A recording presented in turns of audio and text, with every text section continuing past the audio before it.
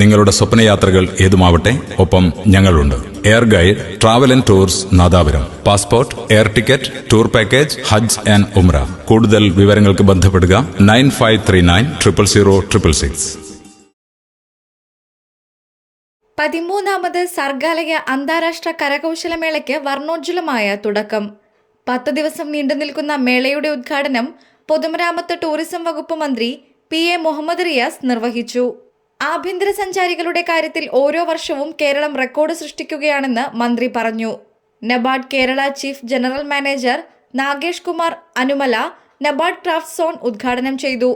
വിവിധ രാജ്യങ്ങളിലും സംസ്ഥാനങ്ങളിലും നിന്ന് 200-ലധികം കലാകാരന്മാർ വൈവിധ്യമാർന്ന കരകൗശലോൽപ്പന്നങ്ങളുമായി മേളയിൽ പങ്കെടുക്കുന്നുണ്ട്. ആപത്തായി വളരുന്ന മയക്കുമരുന്നുകൾക്ക് പകരം സന്തോഷവും വിനോദവും പകരാൻ കലകൾക്ക് കഴിയുമെന്നും ഇത്തരം മേളകൾക്ക് യുവാക്കളെ ആകർഷിക്കാൻ കഴിയുമെന്നും ചടങ്ങിൽ അധ്യക്ഷനായ ഷാഫി പറമ്പിൽ MP അഭിപ്രായപ്പെട്ടു.